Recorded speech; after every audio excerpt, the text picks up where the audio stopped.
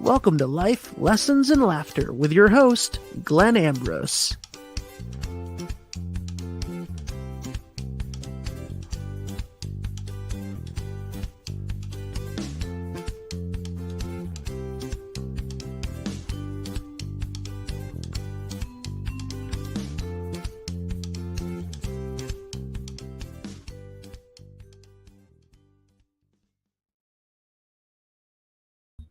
There I am. Hey, welcome. So today we're talking about the rat race. The rat race. That doesn't sound very good, does it? The rat race. So preparation I do, basically none. But what I did do, and I'm just going to do it again now because I deleted it or changed screens. I looked up the rat race definition. So it says a way of life in which people are caught up in a fiercely competitive struggle for wealth or power. And then there's a quote underneath using it in a sentence. They quit the rat race in order to live a simple life. Interesting.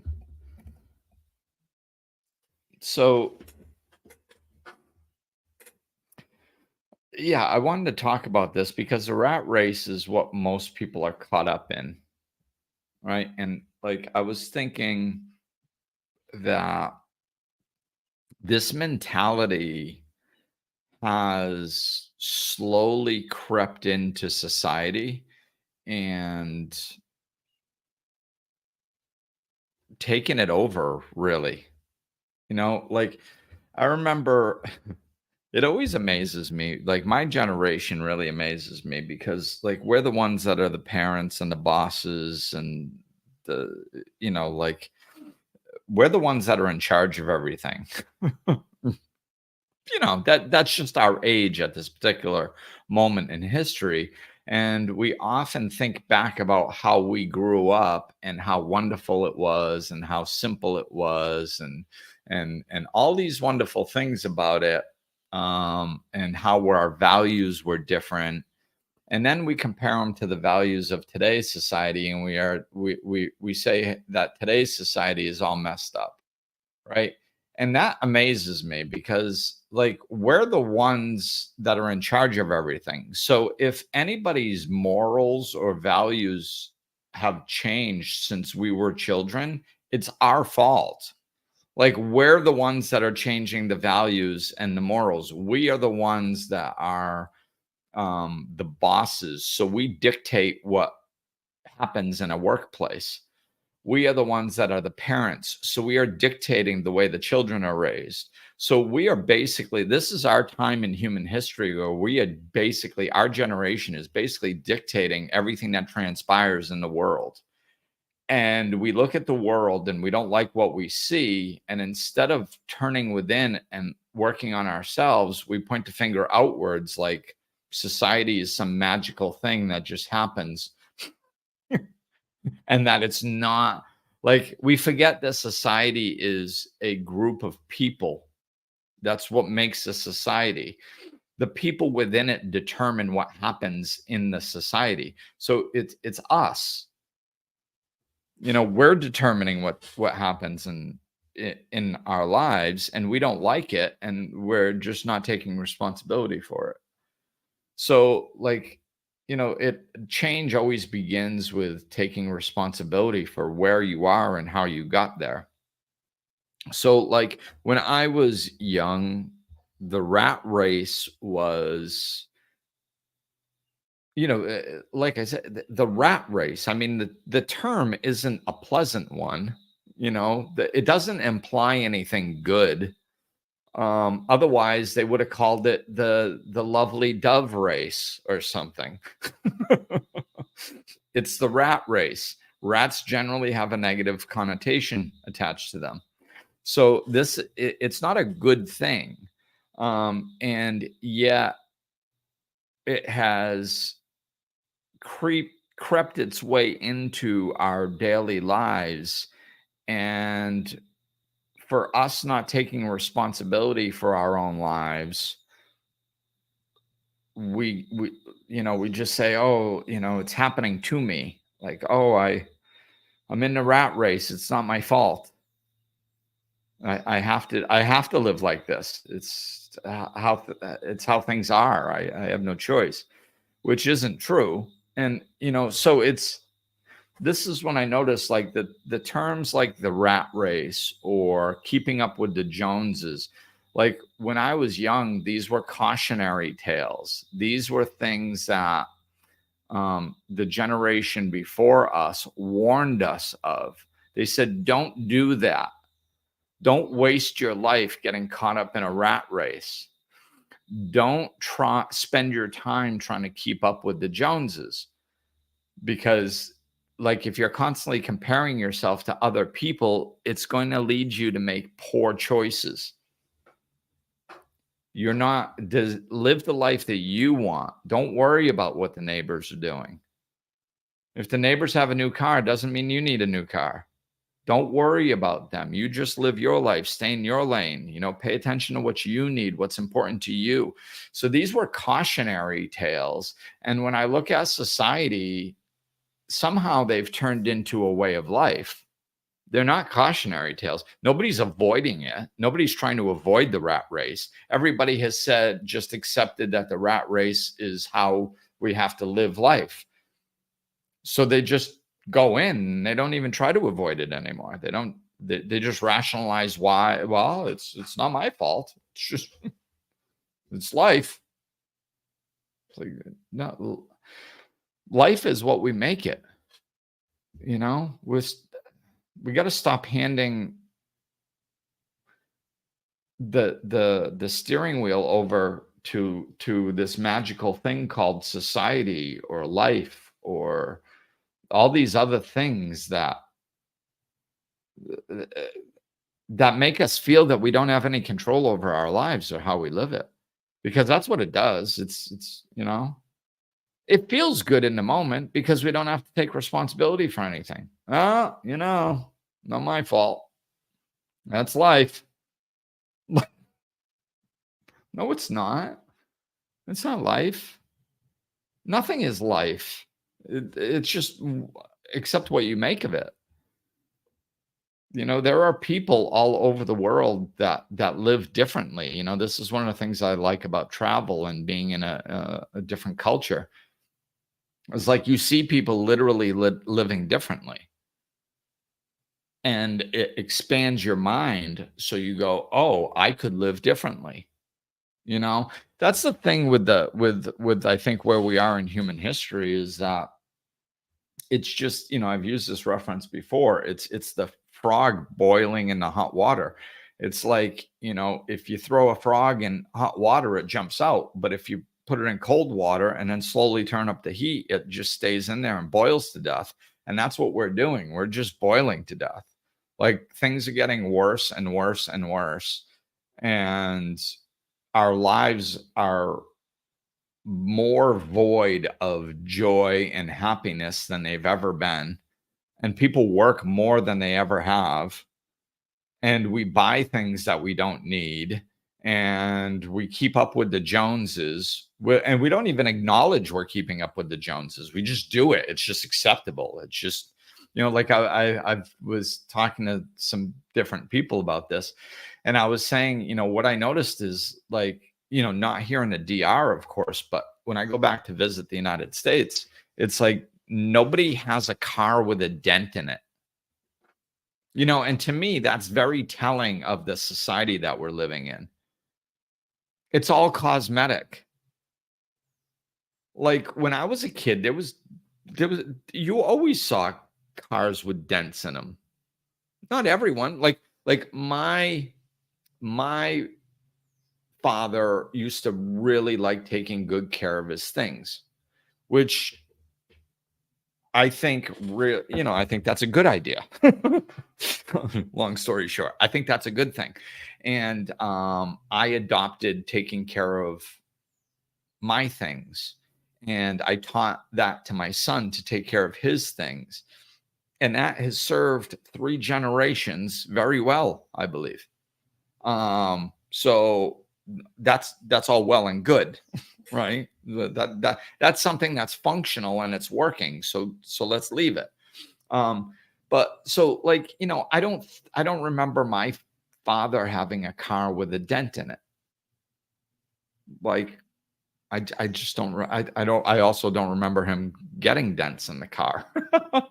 You know, maybe that's why. I don't know. But my point is I'm talking in generalities. I'm talking in society as a general rule.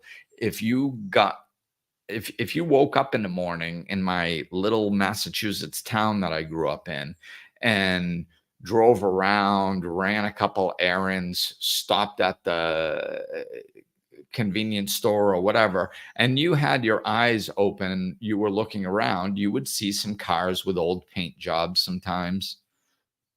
You can tell that they look like they had never been waxed before. The paint was all oxidized off of it. You would see cars with half fixed up because people were working on the car themselves to fix the car. So, one door was all primered and it didn't match the rest of the car, dents in the car, missing hubcaps. This was the type of thing that you would see every once in a while. Not every car, but I mean, if you were out, like, let's say you saw 500 cars out and about, just including traffic, everything in one day, you saw 500 cars. I would probably guess that maybe a quarter of them, at least a fifth of them. If you saw 500 cars, you'd probably see 100 that had something wrong with them cosmetically, either a missing hubcap or a faded paint job or a dent in it or something. Probably 25% of the cars or something probably had something like that. And it was, I never see that in the United States, ever. Like, and I mean, maybe one out of 20,000 cars might have a dent in it. Like, it's just very rare. And to me, this is telling because this is what I mean by the frog in the hot water. We don't even know we're doing it. We don't even know we're doing it. So, like, what we're doing. So, let me see if I can kind of paint a picture here. Most people think that they want to work less. They're living paycheck to paycheck, and they don't like that. They have no extra money. They have to work jobs that they either don't like or they work their jobs too much. And they feel that it's not their fault because they need to just to get by, right?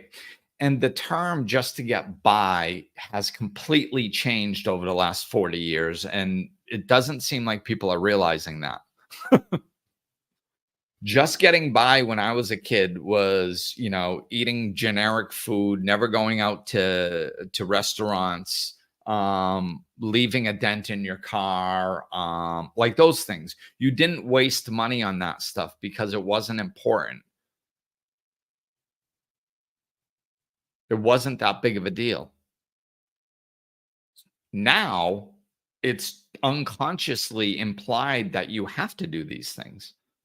And people just do it. Like they'll have no money in the bank and somehow scrape together $500 to get a dent on the side of their car fixed. Why? Wouldn't that $500 be better in an emergency fund in case your refrigerator breaks down? Who cares if there's a dent in your car? And usually the rationalization is, well, I want it. I just want nice things. Okay. Then don't complain about working all the time. If that's how you want, if you would rather work all the time and be stressed out of your mind and hate your job and all that stuff and have a nice car without a dent in it, well, then that's fine. You have freedom of choice. Choose that. but don't complain about your job and don't complain about working too much, because you don't have to work that much. You don't have to stay at a job that you dislike. You could not get the dent fixed, and that's just an example. Like I was saying, like painting the picture, it's the dent in the car. It's having a new toothbrush every 3 months instead of every 6 months. It's a scratch on the paint of the door where the dog was scratching to get out. It's the closet full of clothes that you never wear. It's the 3 sets of sneakers and the 4 sets of sunglasses, even though they only cost $15 each. And it's the 14 baseball hats. And it's the little dog with the bobbly head in the back of your window of your car. I don't know if people still have those, but I'm just trying to think of random things that we don't need that people spend their money on, and it's like, you don't need a 4-bedroom house in case the in-laws decide to come visit. You could get by with a 2-bedroom house or a 3-bedroom house. You know, it's it's unconscious living. I know people are good people, and I know people have good values and good morals, and it's just we don't think about what we're doing. We don't think about what we're doing anymore. We just do it. We just we're just getting dragged through life and in these ways and people aren't enjoying it, but they're not doing anything to change it. They're just going, well, this is what life is. It's like, no, it's not. It's not what life is. That's what unconscious life is. Like, life is not happening to us.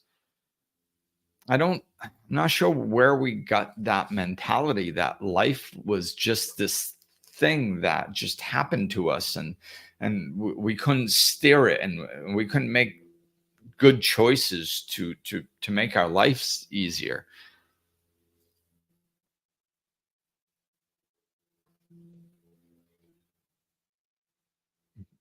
I mean, we have to slow down and ask ourselves, is this true? And I think right now it's getting worse because of the meme mentality. Like, I I don't know, man. It's got to be at least half, if not 3/4 of the memes on social media don't make any sense. They just don't. They're not true. they, but they sound nice, and that's what gets shared.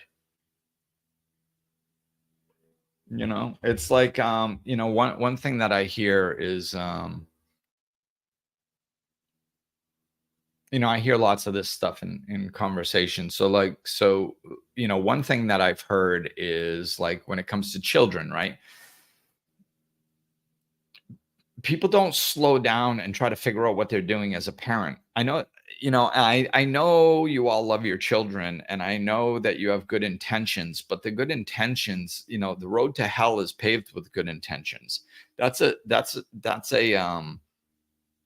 statement for a reason. The road to hell is paved with good intentions. If you look at that and you dissect it and you understand what that means, that actually makes sense. It means that you can have the best of intentions, but if you're not making conscious decisions around those intentions, you're going straight to hell. It's not literally straight to hell. It's just a bad thing to do. That's all that means, okay? The road to hell is paved with good intentions. That just means bad things can happen even with good intentions. That's all it means. So, and that makes sense because I see it all the time. Like I said, I mean, very rarely do I meet somebody that I'm like, wow, that's a bad person. Most people are good and most people have good intentions. So why are people making poor decisions all the time if their intentions are so good? It's because they're not thinking them through. So everybody has good intentions. Everybody loves their children, right? But very few people, it seems to me, slow down enough to think about what is my goal in raising my child, and then making sure that their short-term um, actions support the long-term goal. We don't even do it with our children, and we love them the most, let alone do it when we make a decision whether we want to buy a car or a house or change jobs, or we just don't think anything through anymore and make sure that our short-term action supports our long-term goal. So we just pay attention to memes. Instead, they're quicker, they're easier. Unfortunately, a lot of them have really good intentions. They sound good on the surface, but they have no depth to them. They don't actually make any sense. So, like, one of them is, one thing I hear is like, that seems to have become a norm in society now, which wasn't before, is like, oh, when your kids are going to college, they shouldn't have to worry about money. They should be able to focus on their studies. Now, hey, in certain situations, there might be some truth to that. The- you know, I don't know. I would have to think about it. I wasn't in that situation. Like, if I was making tons of money and I just had, I had no worries about money. I was a multimillionaire. Everything was paid for. I was good financial setting. My kid's going to college and he wants, I don't know, $100 a week spending money or something. And I go, hey, it's not even a dent, whatever, sure. And I started doing something like that. Maybe. Maybe I would have, maybe I wouldn't have. I wasn't in that situation. So I can't answer that. Um, but my point is, you can make any choice you want, but think it through. See, we don't think it through. So what happens when we don't think it through is, like, let's say you do give your kid money so they can focus on their studies. Okay, cool. Are you teaching them responsibility with money in any other way? Or are you teaching them responsibility in general in any other way? Did you teach them responsibility as they were growing up? So when they're 18 and they go off to college, like, they have some foundational understanding of finances and responsibility, and they don't just run around pissing money away because it feels like it's just a genie bottle that's what their parents are. Like, we don't slow down anymore and think about what we're training our children to do. Like, when are they going to learn responsibility? When they graduate college? Like, they're 22 and they get their diploma, and then on the backside of their diploma, they get responsibility too? No, responsibility has to be taught. And you can use whatever situation you're in. Like, if you've got money and you want to help them focus on their studies, okay, fine. Let them focus on their studies. Teach them responsibility in a different way then. But teach them responsibility. Teach them not to piss money away. Like, don't give them $500 a week or $100 a week. And then as soon as they piss through that, you give them another 100, because they don't learn to live within a certain amount of money. They don't have any value of money. So then when they go out making it, they're just going to fall into the rat race and just spend everything that they have and then wonder why they don't have any. It's like, well, geez, I don't know. This never happened to me before. I've always had money. Well, yeah, that's because your parents always gave it to you. That's not actually how life works. Like, we don't, teach your children how life works. Nobody hands you anything. It's funny today. I just happened to hop on social media a little bit, and I saw this thing about Shaquille O'Neal, and it says that, I don't know if this is true or not, but it says that Shaquille O'Neal doesn't give his children any money. He tells them, I'm rich. We're not rich. I'm rich. He earned it. So he says, your job is to go get an education. I don't care what you do whatever you want, but you get your education. And if you come to me with a business plan that's well thought out and has merit to it, then maybe I'll invest in it, but I'm not giving it to you. I'm not giving you money. I might invest in your business and help you out that way, but you have to do what it takes just like anybody else that wants me to invest in their business. I'm not just going to give you money and then watch your business fail. Because who has this mentality, like, I don't know if this is true with Shaquille or not. I would venture to say it probably is. He seems like he was raised with some pretty strict moral values that he feels important to pass to his children, but I could be wrong. But let's just say it is true. Like, he slowed down and thought about, who do I want my children to become when they get older? That's why he's doing it. There's a reason to it, you know?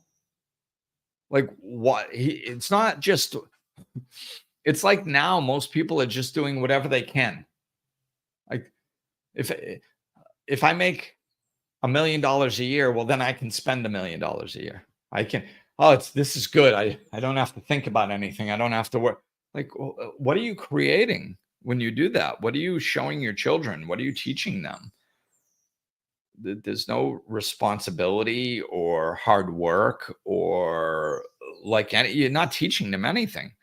You're just giving them a free ticket. And then when they get into adulthood and they don't know what the hell they're doing and they're running around whining and complaining and they're broke and they can't do anything and you have to bail them out.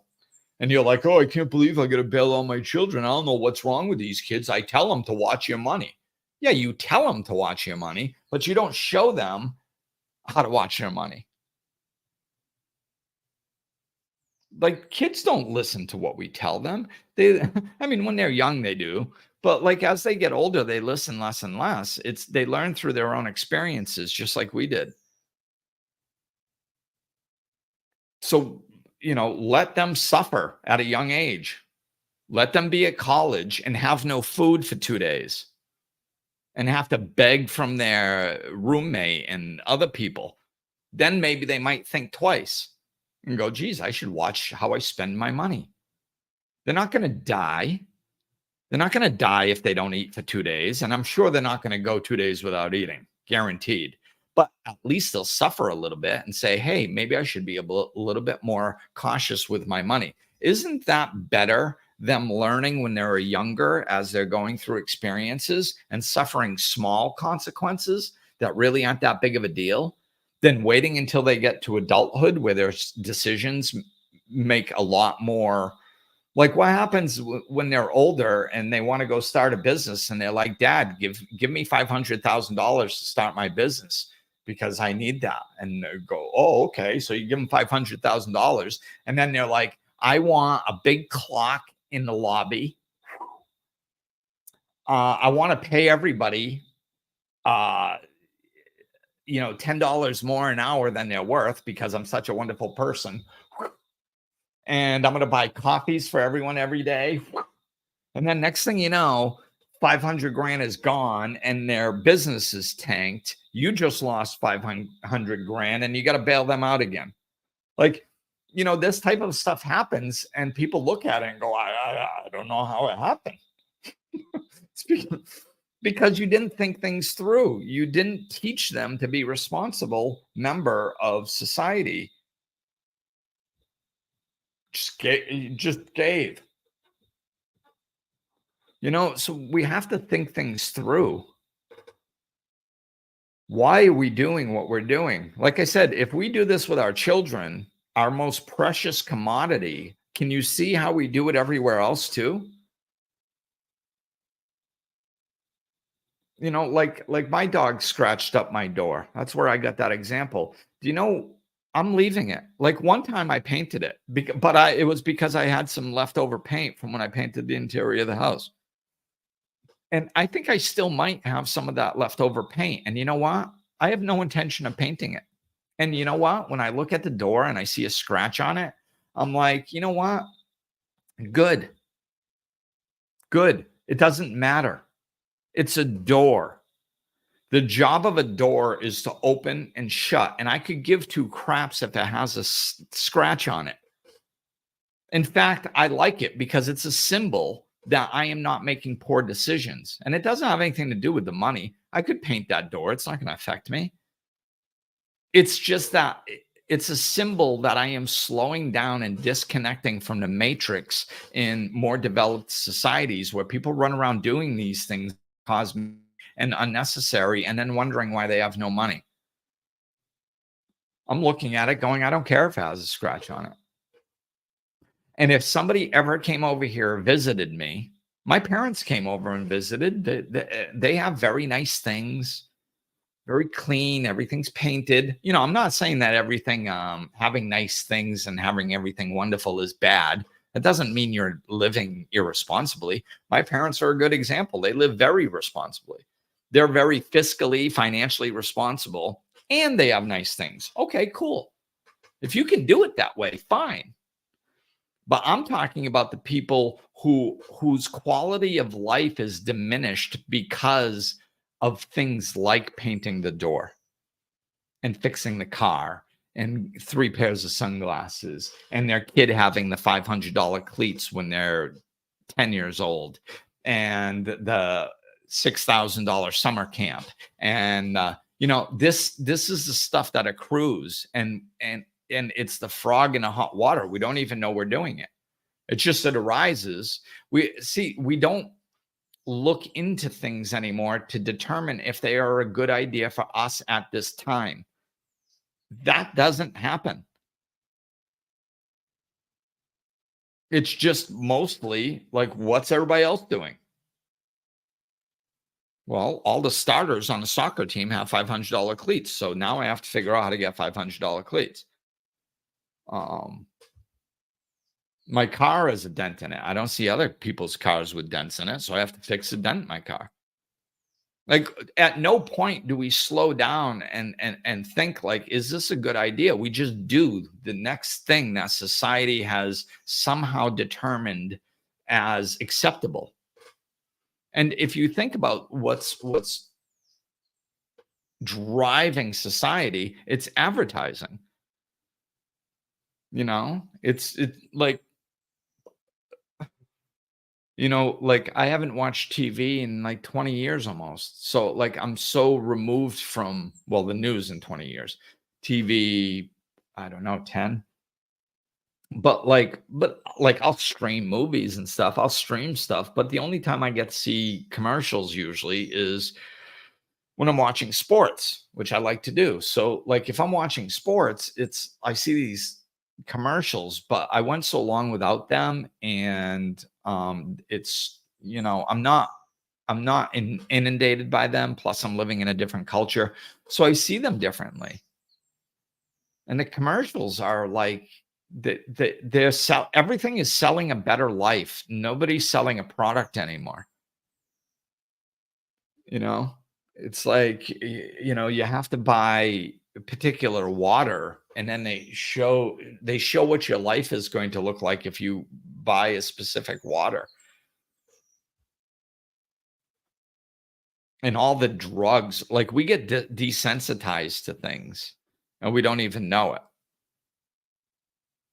Everything is a better life now. You're going to be all the commercials show people happy. Anything can be happening. They could have some horrible disease, or they could total their car, or like whatever. And they're going to show people like in the beginning miserable and then really happy at the end, implying that if you buy their product, you're going to, they connect with you because you're feeling miserable now. So they're like, oh, miserable. Yes. Oh, yes. Okay. Product. Okay. Happy. Ooh. So me miserable, me buy product, me get happy. And it's just constantly fed. And on an unconscious level, like on a conscious level, if you talk to people and you go, is that true?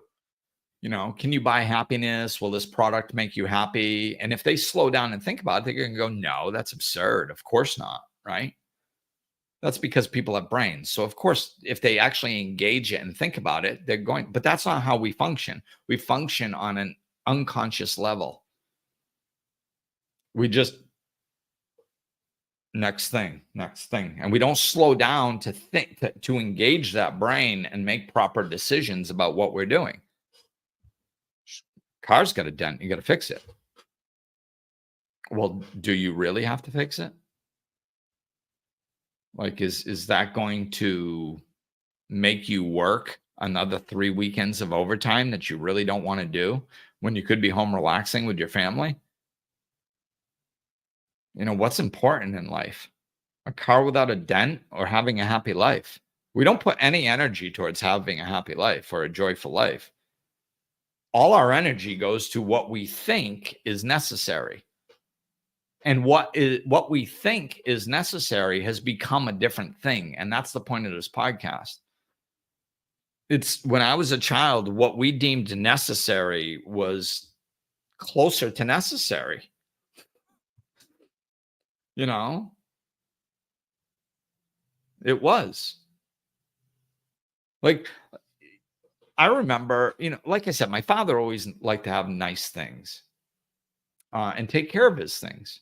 And like he would wash and wax his car every weekend, or every other weekend. I don't know, but regularly.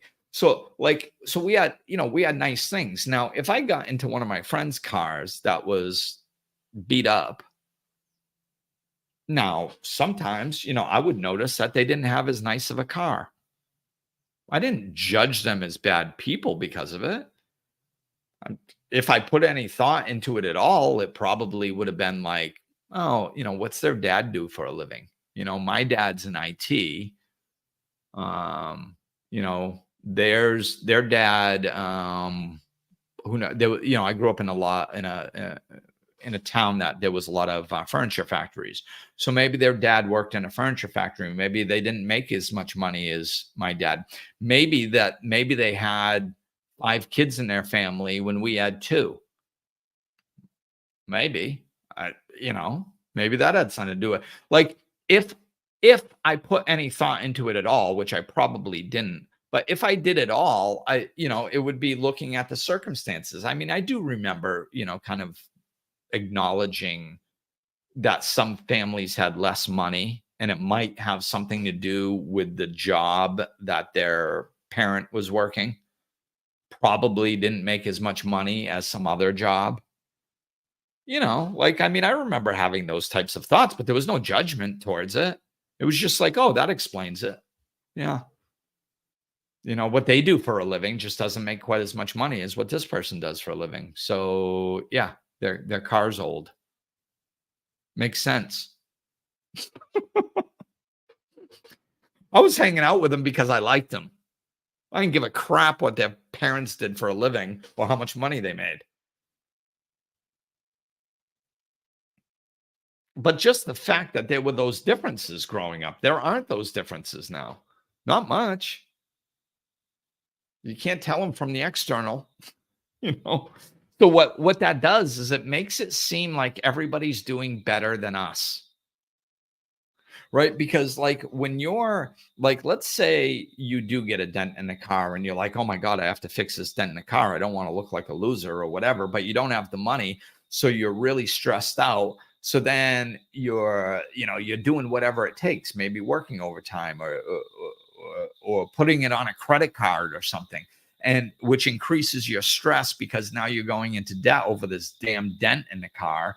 And you're like, oh my God, I can't believe I have to do this. Now, while you're going through all that stress and feeling like a victim that you have to do this and it sucks because you don't have the money, and if you look at the rest of society, it seems like they can all fix their car without going through what you're going through.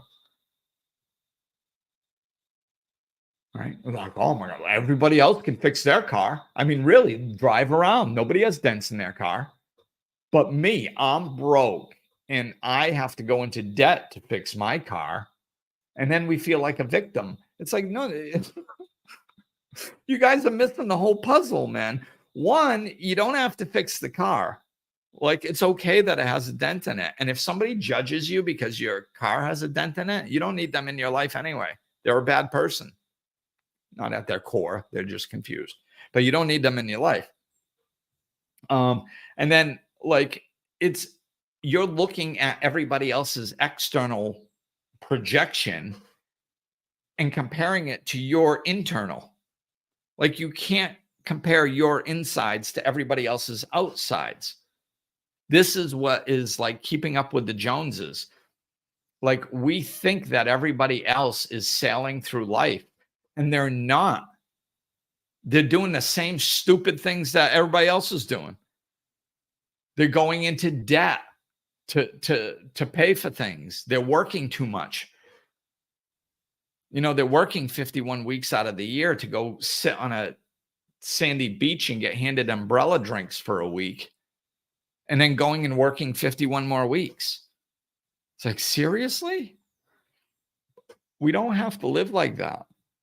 And then everybody then people post the memes and they go, I just wish I could have a simple life. Oh, who's complicating your life? Like whose responsibility is your life? It's yours.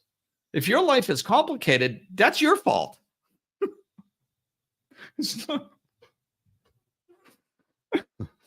It just amazes me how much people complain and whine about what's going on in their lives nowadays.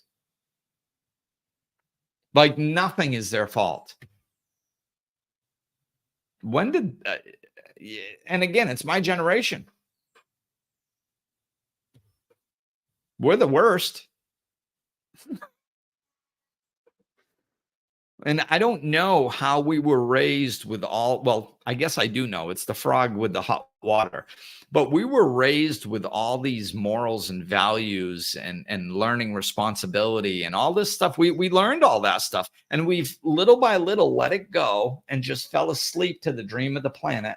And we're walking around unconsciously, not living the values that we so hold dearly.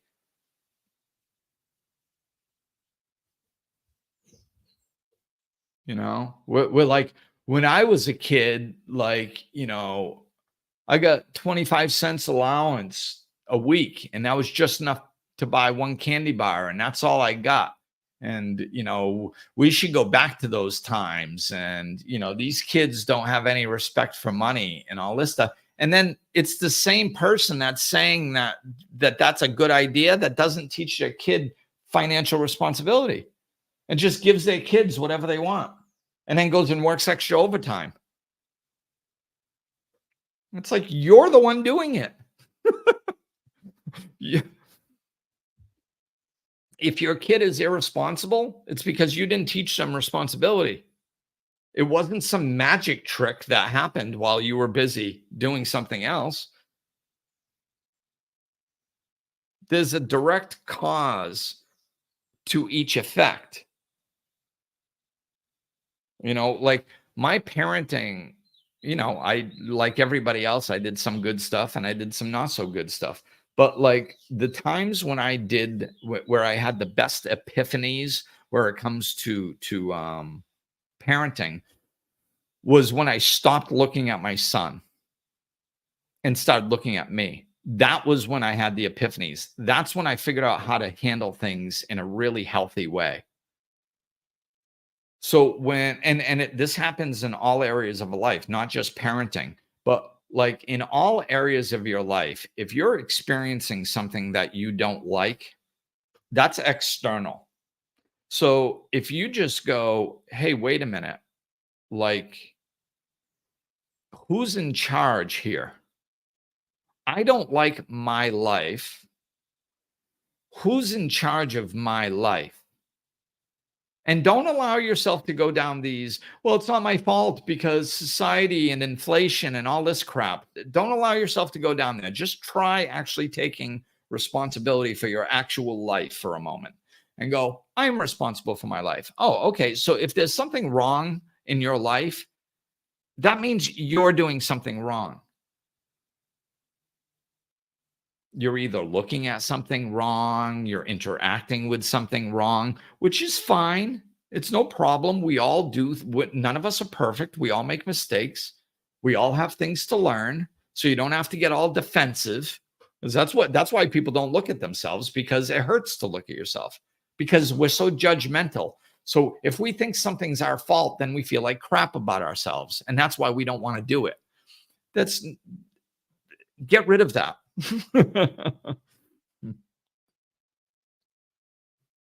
It's not, if you are falling short in some area of your life and you're experiencing negative consequences, that just means there's something for you to learn there. So like if I'm talking to my son when he was young and I'm going like, "Oh, I can't believe I told him 10 times the same thing and he's still not doing it." Then all of a sudden a red flag would go up and go, "What did you just say, Glenn? You told your son to do something 10 times? Why would you possibly tell anybody anything 10 times? That's stupidity. That's foolishness. That's insanity. Doing the same thing over and over, expecting a different result. Why would you do that?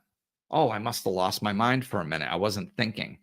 Right. Okay. So stop and think now and figure out a different way to address this.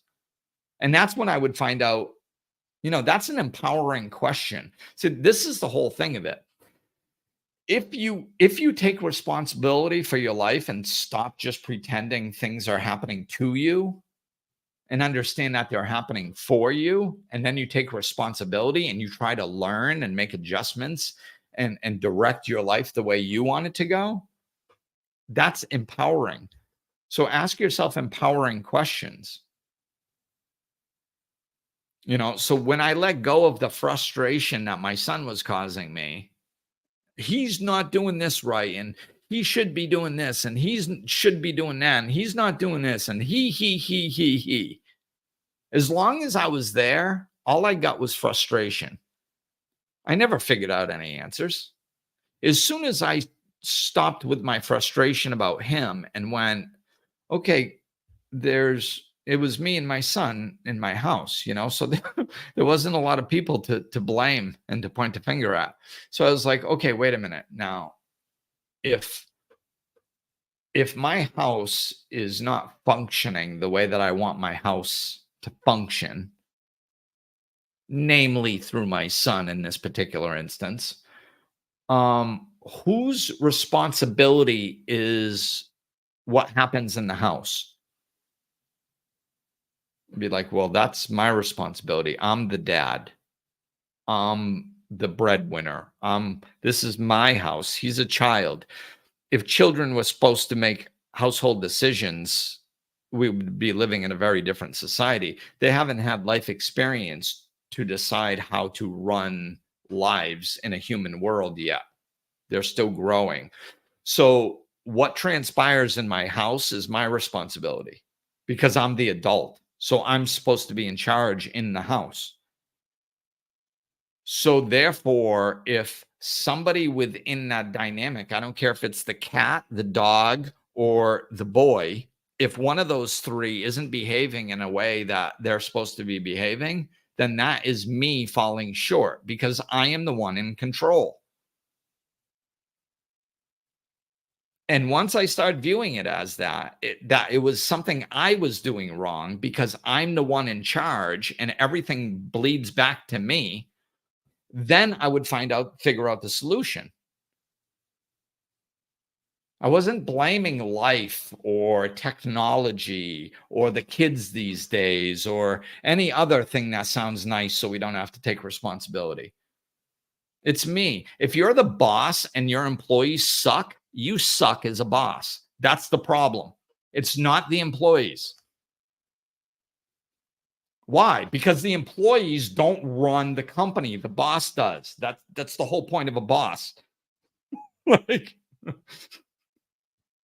if the boss wasn't in charge, we would save a bunch of money by getting rid of bosses. Bosses are supposed to run the employees. That's the hierarchy of a business. That's what it does. So if your employees aren't working the way that they're supposed to be working and you're the boss, guess what? It's your fault. Don't blame it on, it's the kids these days. I don't know. I gave them a raise and they're still not working. I don't know. I let them take 3 times their vacation days off, but for some reason they're not taking their job seriously. Yeah, it's because you're letting them get away with murder. I've said this before, like, everybody blames the kids that they don't have this good work ethic and all this stuff. And they're like, when I was a kid, I worked very hard and never took days off. And I was the same way. When I was young, I worked very hard and I didn't take days off. And you want to know why? One reason is because I would have been fired, not because I was responsible, not because I was this mature worker. It was because of what was expected of me. If I wanted to have my own apartment, which I did at 18, food, beer, which was a high priority back then I needed to figure out how to stay employed. Because if I wasn't employed, I wasn't getting that stuff. I was going to end up back in my parents' cellar where I didn't want to be, if they would even allow me to be there. So like I said, it's cause and effect. Please, please, please, let's slow down and think things through. What are you doing? Why are you doing the things that you are doing? We're moving so fast. This is part of the problem. We distract ourselves from taking responsibility for our own lives and blame it on external factors. And we're so busy moving so quickly to the next thing, to the next thing, to the next thing. We don't even stop and realize that, like, we don't even have to do half the stuff we're doing. The people over here are happy, like in the Dominican Republic. And do you know what I see on a regular basis? Kids skipping school to bring a load of cattle over to a different area of grass to feed on. I see kids in their underwear on the side of a road on Tuesday morning at 11 o'clock playing with a stick. And these people are happy.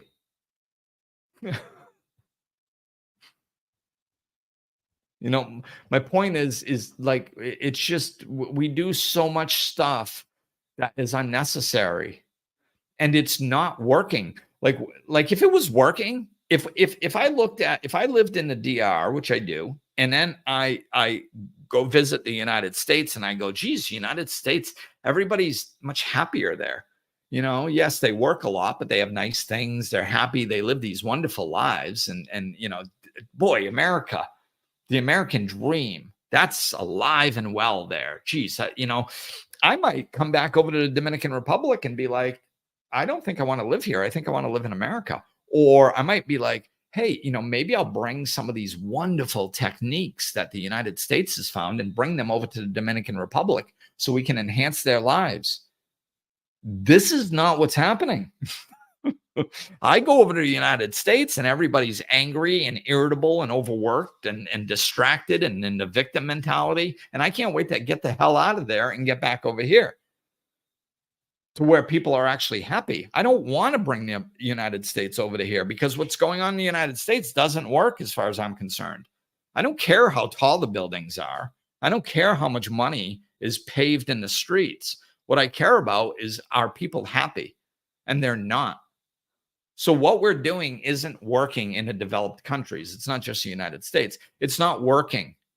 When are we going to stop and just shift and start doing the things that do work? Prioritizing our happiness instead of prioritizing, a third pair of sunglasses.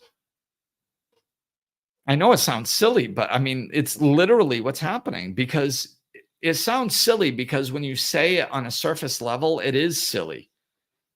But it's literally the way most people live their lives because they don't slow down enough to think things through.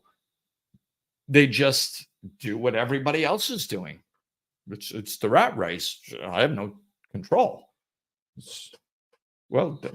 Nobody has dents in the car. Why the hell would I want to dent the car? I'm going to go fix it. Like, whoa, slow down. Are you sacrificing your quality of life? because you think somebody might judge you because you have a dent in the car? Like maybe you should work on your self-esteem instead of getting the car fixed. Maybe you should take your deductible payment and pay a life coach. Figure out how to be happy even with a dent in your car. I guarantee you'd have more money in the long run. you know? So, this is really about understanding that, the rat race and keeping up with the Joneses has unconsciously become a way of life. And we now make excuses for it. Like if when I was a kid, it's like, oh, you got to avoid the rat race. It was about avoiding the rat race. It wasn't about becoming part of it. And then now people are like, yeah, caught up in a rat race. Like they wear it like a badge of honor. Like they're doing something right. Like being busy is a badge of honor. That's not life, man. Life is what happens when you're busy doing other things. You're literally missing your life because you're busy and you're proud of it. Yeah, rat race. I'm out there every day busting my butt in that rat race. Go, go, go. I'm responsible. No, you're missing your life. And the keeping up with the Joneses, like I said, that's even on a more unconscious level. People don't even know they're doing that. Like when people go to fix a dent in the car, it's not, most people aren't consciously thinking that nobody has a dent in the car, so they have to fix theirs so they fit into society. Nobody is actually thinking that. That would be making conscious choices. This is my point. Like we don't think. We don't slow down and think things through. So we just get the car fixed. We don't think about whether we should get the car fixed or whether we shouldn't get the car fixed. We just get the car fixed. Why? Because it's just part of society now. And we just get another pair of sunglasses. And when we go hiking, we can't wear sneakers. We have to get special hiking shoes to go hiking, even though we're hiking on a path that's been groomed, that you don't need special shoes for, but you got to get special shoes because your two friends that you go hiking with on the path that is sometimes even paved, by the way. Well, you need hiking shoes for that. So we got to go spend money on hiking shoes. Like, it's just, like I said, it's not that we sit there and we go, oh, I have to do this because they're doing it. No, it's more insidious than that. It's just widely socially acceptable. So we just find ourselves doing it because we're unconscious.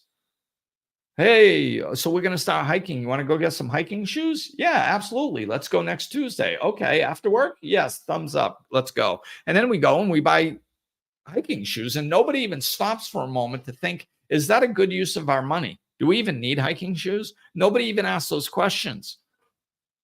That's my point. It's insidious. It's crept into our society.